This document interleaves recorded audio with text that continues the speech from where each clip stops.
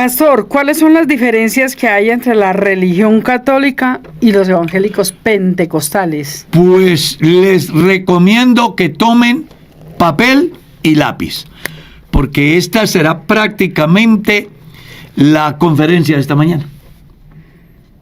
Sí. Entonces vamos por partes. La primera, cuando hablo de la primera no es que lo haga desde el punto de importancia. Un orden jerárquico no es. Usted darle una... Sí, un orden ahí, pero no es realmente en importancia, porque sí, realmente cuando hablamos de las diferencias, por cualquiera que comience, sin duda alguna, tendrá resultados.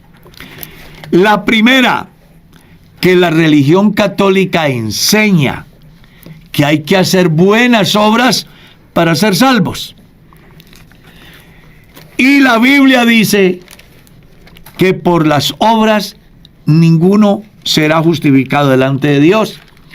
En la carta a los Efesios, capítulo 2, el versículo 8 dice: por gracia sois salvos por medio de la fe, y esto no es de vosotros, es un don de Dios, y no por obras, para que nadie se gloríe. Entonces, la primera diferencia es que mientras ellos dicen que la gente se salva por obras, la Biblia dice que el hombre es salvo por gracia. ¿Está claro?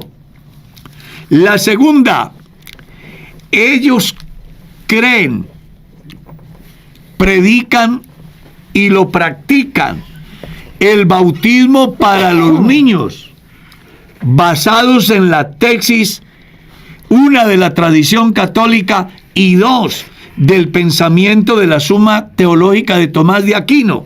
Y hago alusión a las diferencias en las dos corrientes, porque hay una corriente que dice que es para quitarle el pecado original al niño.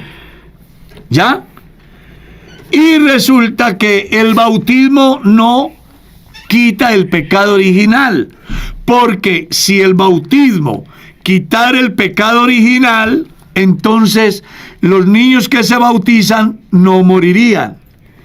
La Biblia dice que el pecado entró por un hombre y por el pecado la muerte, y así la muerte pasó a todos los hombres por cuanto todos pecaron. Y por cuanto todos pecaron están destituidos de la gloria de Dios. Entonces, el bautismo que la Biblia enseña es totalmente diferente al que la religión practica, porque ellos dicen que es para quitarle el pecado original. Esa es una parte. La otra es la que menciona Tomás de Aquino en su Suma Teológica relacionado a la ponencia filosófica del bautismo. Él dice que el bautismo tiene la particularidad de hacer partícipes a los hijos de la bendición de los padres, y coloca la comparación, así como la circuncisión en el pueblo de Israel hacía partícipe al pueblo de la bendición de Dios en la promesa hecha a Abraham, así el bautismo bendice a los niños en la bendición que tienen sus padres. Pero cuando uno mira la Biblia, es totalmente diferente. ¿Por qué? Porque la Biblia dice, número 1, para bautizarse primero hay que creer. Amén.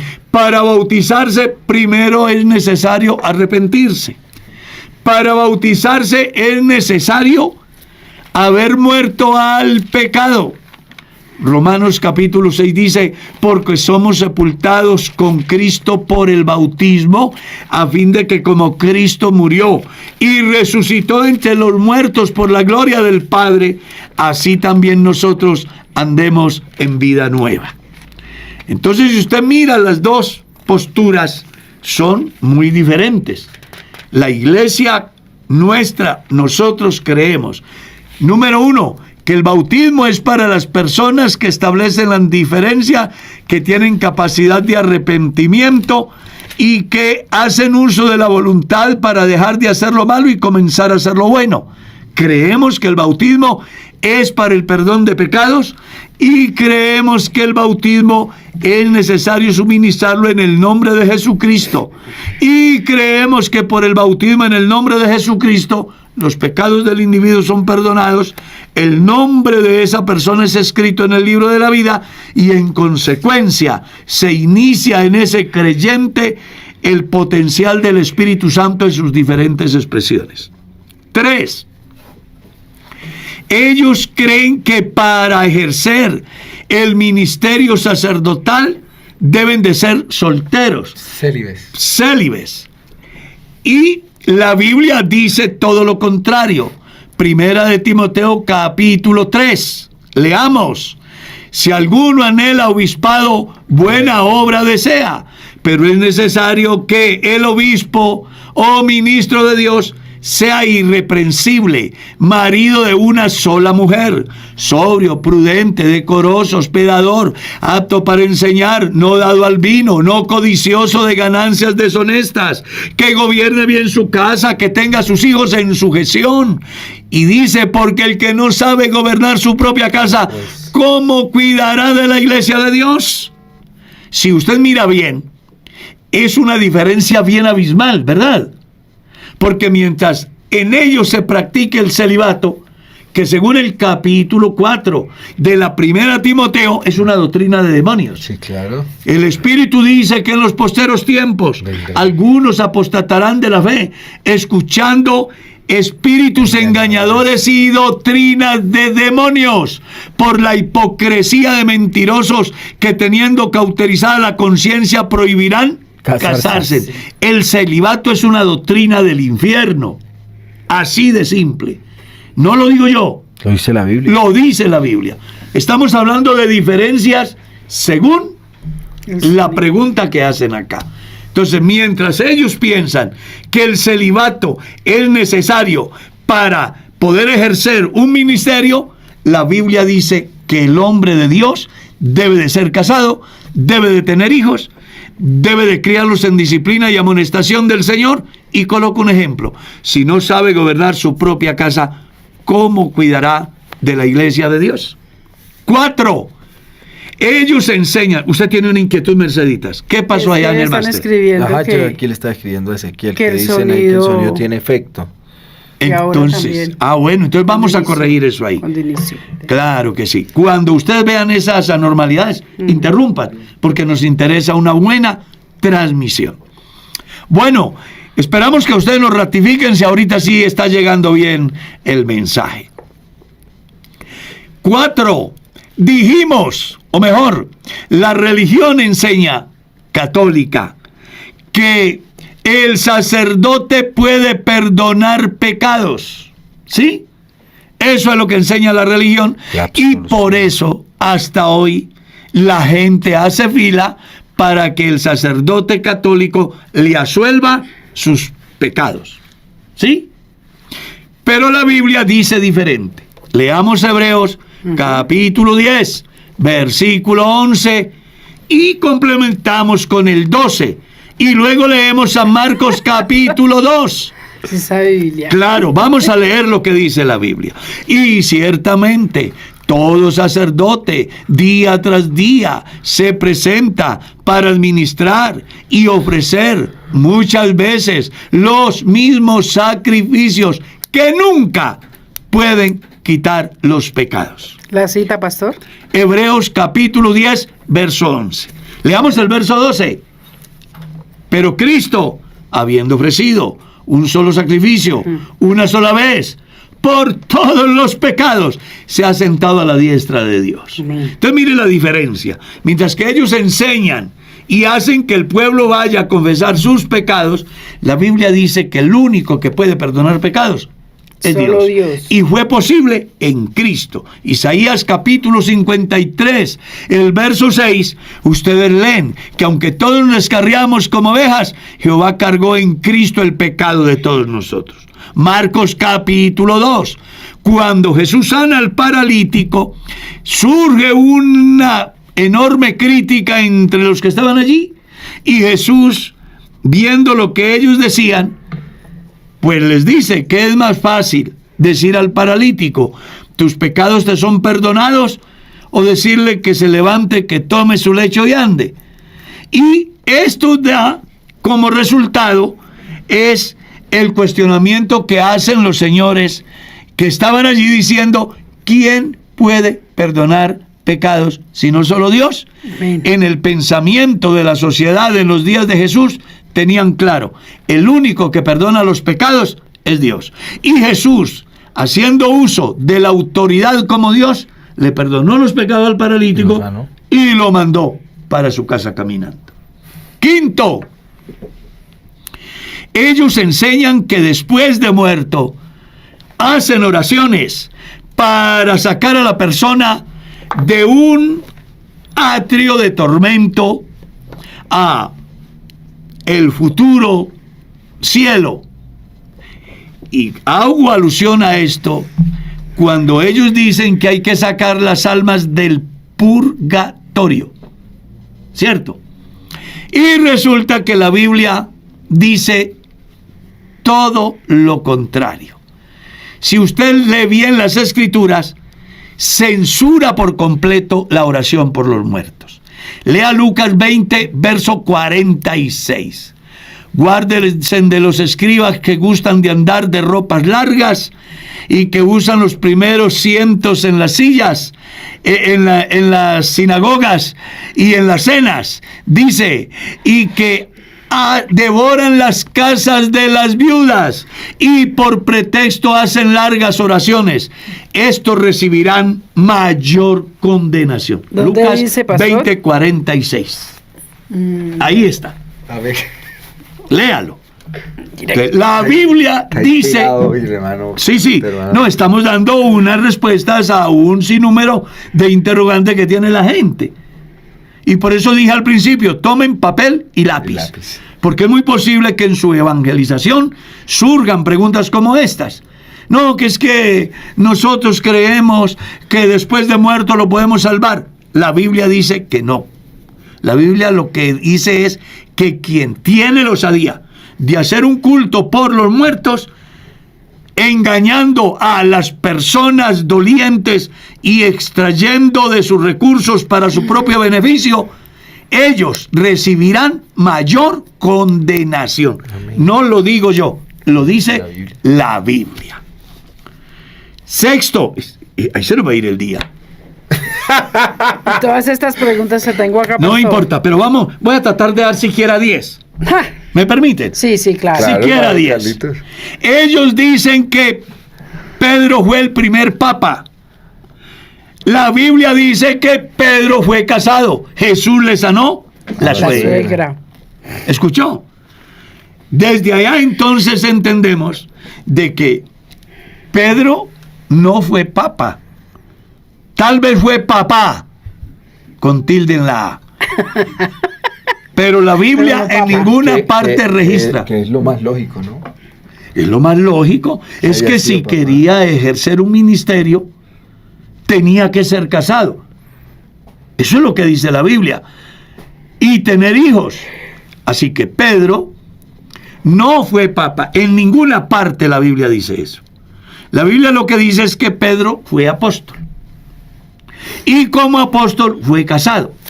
Y todos los apóstoles fueron casados. Inclusive que cuando Pablo un día quiso mirar una hermana porque le llamó la atención, los cristianos le cuestionaron porque para ese momento Pablo estaba viudo o soltero. Y él les dice, solo Bernabé y yo, capítulo 9 de la primera de los Corintios, no tenemos derecho de traer una hermana por esposa como todos los apóstoles y los hermanos del Señor. ¿Y Pedro? Sí. Eso dice la Biblia. Amén. Es que es muy importante que la gente lea la Biblia. Entonces, con eso, ¿qué quiero decir? Que Pedro no fue papa, fue papá y fue casado. Y fue apóstol. 7. Ellos enseñan las oraciones automáticas, ¿no? Sí. La Biblia dice que la oración debe de ser nacida de la fe, según Santiago capítulo 5 plantea que dependiendo de la situación del individuo debe de ser su comportamiento en la presencia de Dios. Leámoslo. ¿Está alguno alegre? Expréselo cantando alabanzas. ¿Está alguno triste? Pues haga oración. ¿Está alguno enfermo? Llame a los ancianos de la iglesia y oren por él ungiéndole con aceite en el nombre del Señor. Y la oración nacida de la fe produce dos resultados. Salva al enfermo y lo sana. Y concluye diciendo, la oración eficaz del justo Puede mucho. puede mucho. Mucho. Muy interesante, ¿verdad? 8.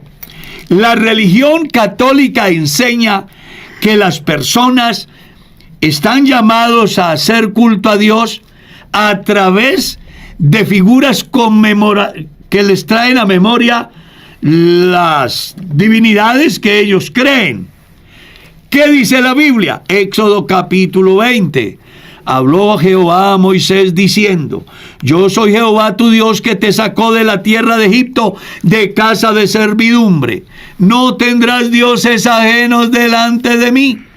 No te harás imagen ni ninguna semejanza. No te inclinarás a ellos, no los honrarás, porque yo soy Jehová tu Dios fuerte y celoso, que visito la maldad de los padres sobre los hijos, hasta la tercera y cuarta generación de los que me aborrecen. Si lees el Salmo 115, no a nosotros, oh Jehová, no a nosotros, sino a tu nombre da gloria por tu misericordia y tu verdad, porque han de decir los pueblos, ¿dónde está su Dios? Nuestro Dios está en los cielos, y todo lo que quiso ha hecho. Pero los ídolos de los pueblos son obras de mano de hombres. Tienen ojos, no ven, manos no palpan, pies no caminan, garganta no rugen con ella. Y concluye diciendo, semejantes a ellos son los que los hacen y cualquiera que confía en ellos. En todos los pecados que menciona Gálatas capítulo 5, el verso 16 en adelante, aparece uno que se llama idolatría. Y dice que quien practica la idolatría no heredará el reino de Dios. Entonces, mientras la religión enseña venerar a las imágenes, la Biblia condena severamente tal comportamiento, como ya lo hemos constatado. ¿Está claro? 9. Ellos enseñan que la Virgen María es virgen antes del parto, en el parto y después del parto. La Biblia dice que María tuvo más hijos. San Mateo capítulo 1, el versículo 22 en lo adelante. Pero si quiere, leemos desde el verso 18. El nacimiento de Jesucristo fue así. Estando desposada María, su madre, con José, antes que se juntase, se halló que había concebido del Espíritu Santo. Y José, su marido, como era justo y no quería infamarla, quiso irse dejándola en secreto. Y aquí un ángel del Señor le apareció en sueño y le dijo, José, no temas en recibir a María, tu mujer, porque lo que en ella es engendrado del Espíritu Santo es.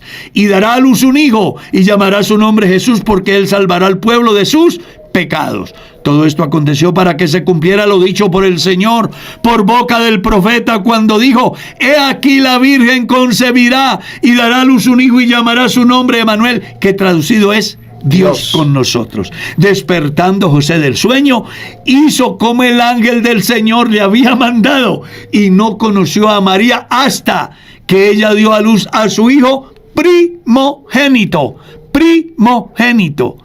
Eso quiere decir que fue el primero. Después vendría más. Para que usted lo pueda corroborar en el campo bíblico, San Juan capítulo 2. Lea bien. Y descubre que después del milagro que Jesús hace en Caná de Galilea, descendieron a Capernaum Jesús, su madre, sus hermanos y sus discípulos. Lea San Juan capítulo 7. Se acercaba la fiesta de los tabernáculos y los hermanos de Jesús le dijeron, sube a la fiesta para que hagas allí los milagros, porque nadie que quiere darse a conocer hace las cosas en secreto, sino que las hace en público. Y le dijo, y dice la Escritura, que las hiciera para que sus discípulos creyeran en él, porque aún sus hermanos no creían en Jesús. Lea San Mateo capítulo 13, verso 53. Al ver las maravillas y milagros que Jesús hacía, entonces los que estaban allí decían: ¿no es este el hijo del carpintero? ¿No se llama su madre María y sus hermanos Jacobo, José, Simón y Judas? ¿No están todas sus hermanas con nosotros?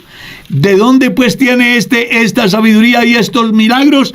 Y se escandalizaban de él. Jesús les dijo: no hay profeta sin honra sino en su propia tierra.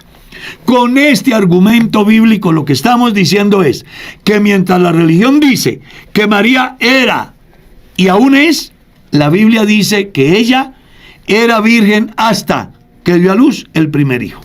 Y después José se allegó a ella como hombre y engendró en ella hijos e hijas.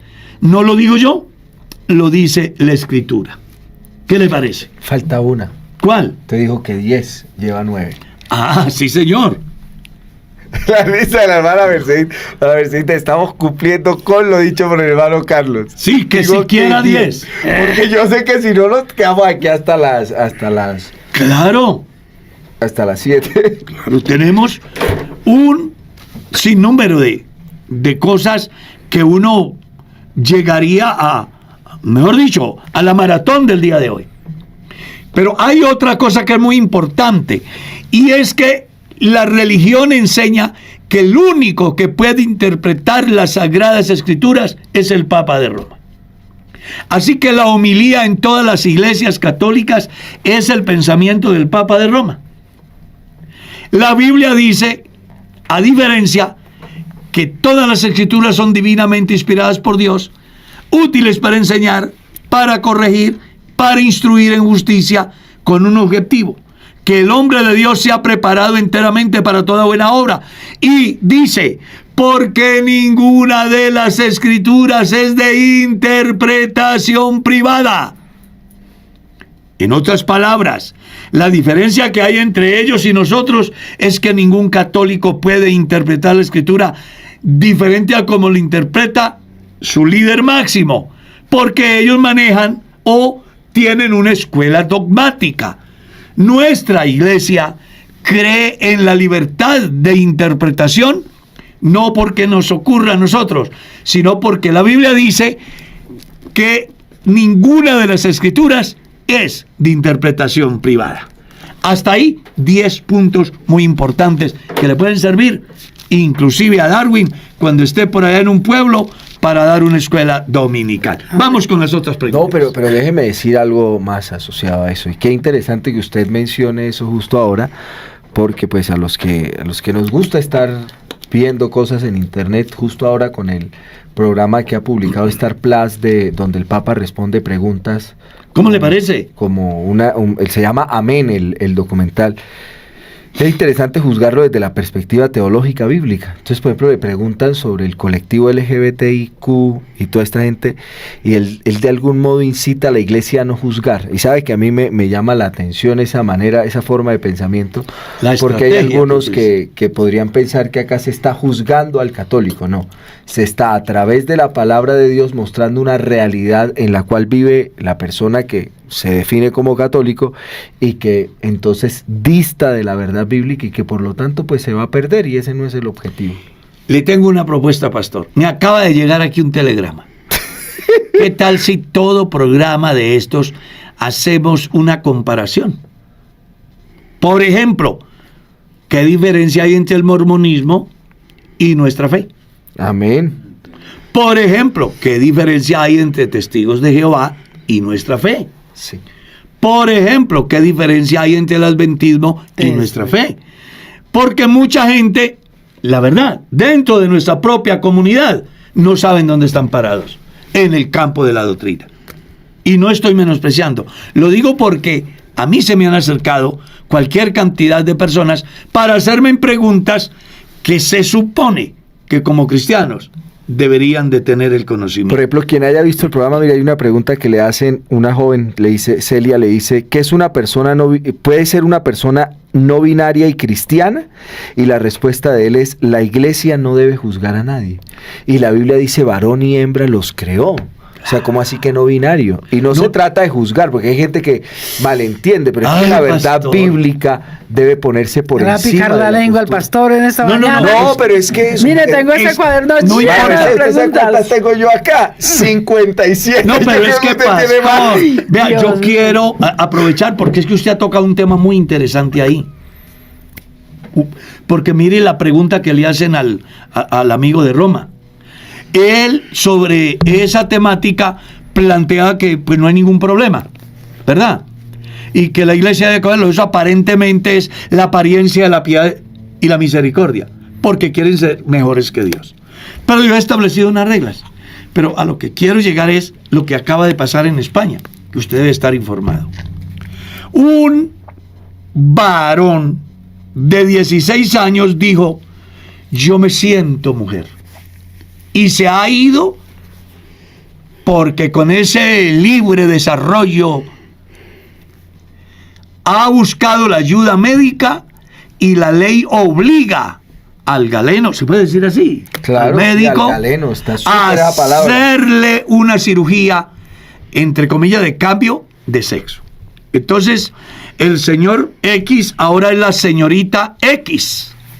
Pero el tiempo avanza y cumple 24 años.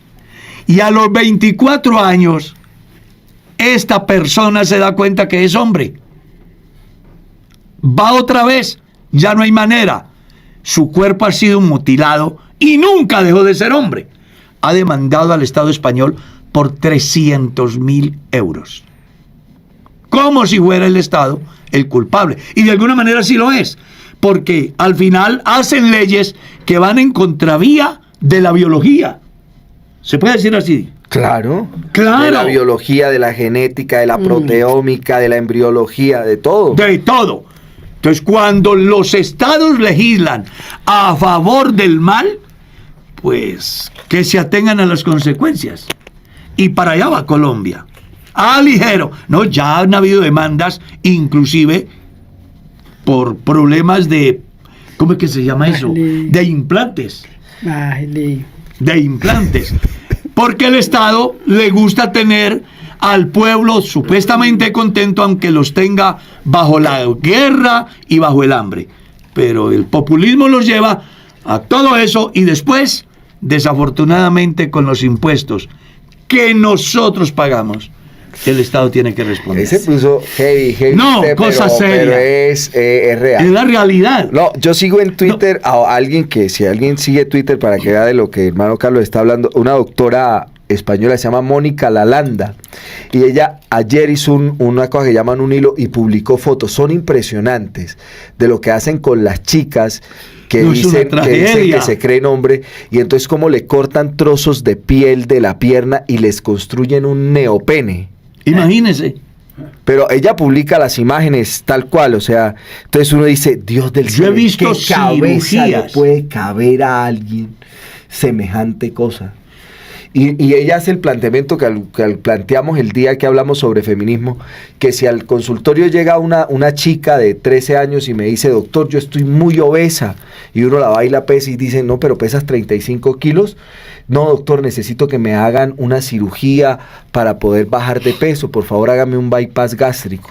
Uno no va y le hace el bypass gástrico, uno la manda al psiquiatra porque tiene un trastorno aquí en su identidad, no se está viendo adecuadamente, su autopercepción está alterada. Entonces yo no la voy a... Pero si llega diciendo ¿La manda que al psiquiatra o al psicólogo? Pero si llega diciendo que se cree hombre, a pesar de que uno le ve una estructura genital de mujer, le hace una ecografía y tiene ovarios, útero, trompas de falopio, le hace un estudio hormonal y tiene altas concentraciones de progesterona, de estrógenos, y entonces no, tú sí eres mujer. Vamos a afirmar tu identidad, entonces te vamos a poner un neopene. Oiga, qué desgracia. El tema es más El tema es fuerte más de lo que la profundo de lo gente que a la veces gente se lo ve. imagina. Y lo que decíamos ese día, nuestra incapacidad por conocer lo que sucede en el mundo nos hace que nuestros papás no hablen a sus hijos de lo que es verdaderamente importante sobre este tema, y en las instituciones, sus amigos los ideologizan, y luego entonces no hay forma de rescatarlos de Qué semejante enseñanza situación. hoy tan importante para los padres de familia y para la iglesia. Perdonen, no soy homofóbico. Que hagan lo que quieran con su cuerpo ellos. pero con los hijos de los hermanos que no se metan. Y con mi familia que no se metan. Que si ellos tienen derechos de pervertirse y corromperse y mutilarse, nosotros tenemos derecho a que respeten nuestra manera de ver la vida y de profesar nuestra fe. Eso está muy importante.